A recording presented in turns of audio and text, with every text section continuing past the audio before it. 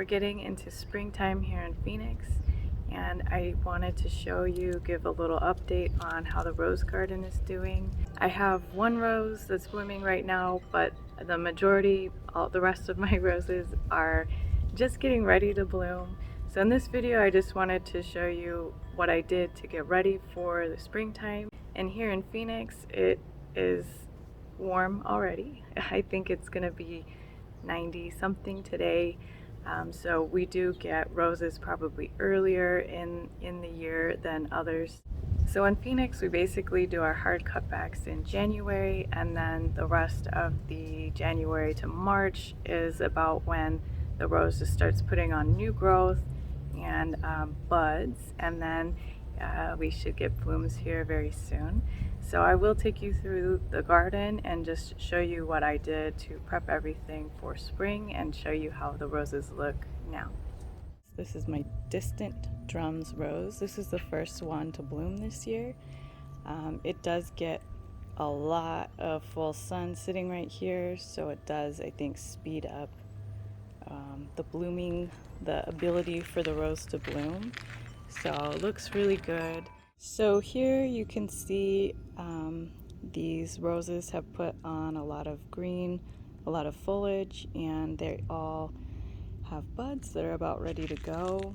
My Oklahoma was another one that took off quite quickly. This bloom, this bud back here should open soon.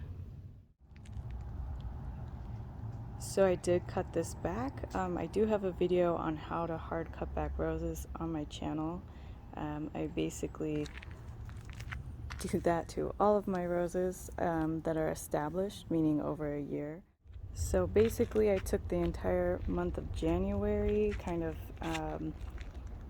from the beginning of end of January to get through and hard cut back all of these roses. When you're done doing the hard cut back, it looks kind of depressing because it just looks like a garden of sticks. So these all were cut back probably about half to 3/4 of what they are now. This gives the rose to put on all brand new foliage and canes and really grow, youthful, young, hardy, producing canes and growth. Okay, this one here is called Falling in Love, and this one was probably one of the last. You can see the shade from my wall. When the sun moves over towards the summer, this gets more sun, and then obviously less sun in the winter because of the shade from the wall. So this one didn't start growing back as quickly as like the distant drums did, but you might be able to tell on this one. So I wanted to show, like on this one, this was cut back. This older cane was cut back to about here, well, right here.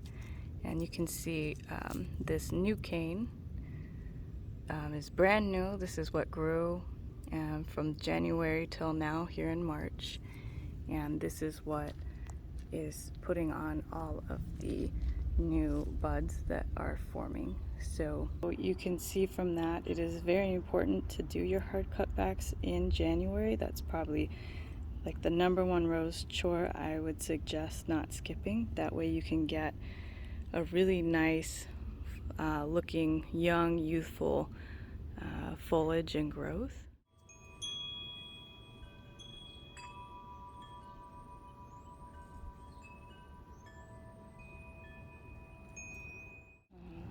So during winter, I still like to enjoy the nice weather here in Arizona, and I like to get outside if I can in the morning or even the afternoon and just kind of walk through the garden and see what's going on with these roses. And particularly you want to look and see if they've got any bugs. Now I did spray some of that preventative safer spray, and if you watch my video on kind of how to get rid of bugs, I did let you know I don't particularly like that spray, especially if you already have kind of a really bad bug issue with your roses, that won't knock them out. However, it does do just fine as a preventative spray. So as these brand new canes with the brand new foliage come in, it is a good idea to give them just a little spray. Really, you just need to focus on the new growth coming off the rose. That's the part that the bugs will love the most. So as it grows, if you just spray, once a week or as you can get out, just hitting the new growth. It takes a lot of time to spray the entire rose bush, but if you just hit it early when the new growth comes in, it's not too big of an ordeal. And you can see here, this one does have some aphids on it. And it's not too big of a deal either. If you have some bugs, you're always going to have some bugs. But if you see them, just make sure to stop them from spreading. Another thing you may find as you walk around and kind of check out the new foliage growing on your roses is you may get, some powdery mildew like this guy has. This is not worrisome at all, but with that 3-in-1 spray, which I do recommend, that will grab not only the bugs but also any fungal disease as well. Typically, this powdery mildew is from overwatering. Now the rose next to it does not have any powdery mildew, nor do the rest of the roses, so this one is just kind of susceptible to the powdery mildew, which is fine. I'm not going to change my watering schedule because of it, but if you do find that most of your roses have powdery mildew, you may want to consider changing up your water schedule. It may be because the soil is not draining properly and it's just causing too much moisture and then creating an environment where the powdery mildew will grow.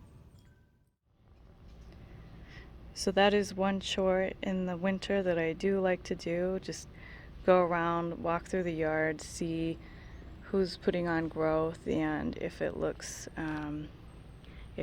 good, or if it starts to look like it's getting puckery, that it's coming in green, it's smooth, good looking foliage. Okay, so another thing that you do want to watch is or feel for, I suppose is a better way to say it, is the temperature. I do have and water with the soaker hose. You can see the connector to just plug into your hose here, and this waters kind of this whole side of the rose garden. I do have a video on soaker hoses if you are interested, but basically in the winter time I will water about once a week, and then now that we are starting to get into the 90s, I am going to bump it up to about twice a week. And over here I've got some roses in some pots that I picked up from the nursery. The best time to plant is typically bare root in the winter. When we do our hard cutbacks, you can also plant bare root. However, you can also plant now here in the spring the canned or potted roses. I have no more room really in my backyard, so I do plan to put these in the front. I had kind of always been eyeing these roses, so I just went ahead and got them. They're about to bloom.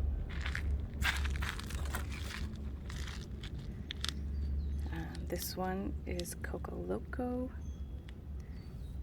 I'm really excited to see how this bud looks when it opens.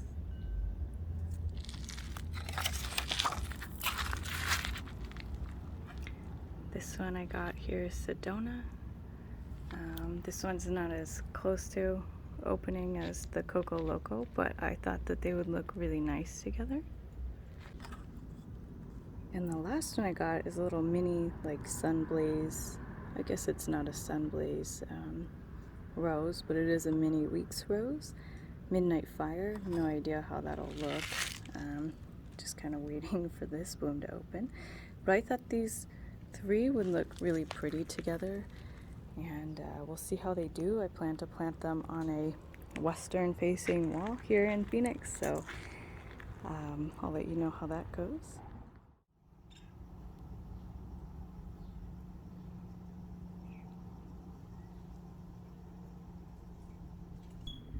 Another winter chore that unfortunately needs to get done is weeding. I've got a little weed here. I do like to go through in the winter, grab all of the weeds, as well as go through and kind of clean up some of the debris in the garden. You can see I still have not done that yet. That'll be kind of my last chore there. You can see here there is some litter on the floor. I do need to kind of clean that up, get it just a little bit cleaner for the springtime. That way it looks nice and clean for when everything's blooming.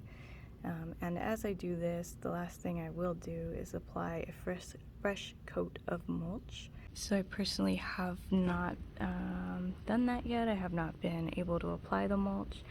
I would have liked to do it maybe a week or 2 earlier, because it does act as a very good fertilizer for the new growth.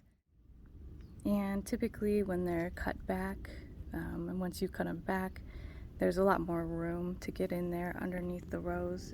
So you really could apply the mulch anytime, you know, February, March. So you can see there, you know, there's some weeds. There's a little bit of litter there that I need to grab, and then I want to get the fresh layer of mulch there around the bases of all these roses. I do have quite a bit of roses, and this can take, you know, quite a bit of time and squatting just because of the number of roses I have. So if you do want to have roses but you are afraid that it might be too much work, you know, just start with 4. It'll be really no big issue to get that taken care of. And you know, if you are busy and you think you don't have time for a garden, it is okay if you don't get everything done. You know, I did not mulch like I would have liked to, but everything is looking very nice, I think, even without me getting to some chores, you know, when I would have liked to. So it is okay to be busy, and it is okay not to get to every single thing that you want in the garden. The biggest thing about winter, and that I would do in the winter, is the hard cutback. That I would definitely try and get done in the January window, but I do really enjoy doing the hard cutbacks and seeing all this new fresh growth and buds that are about to bloom here for us in March.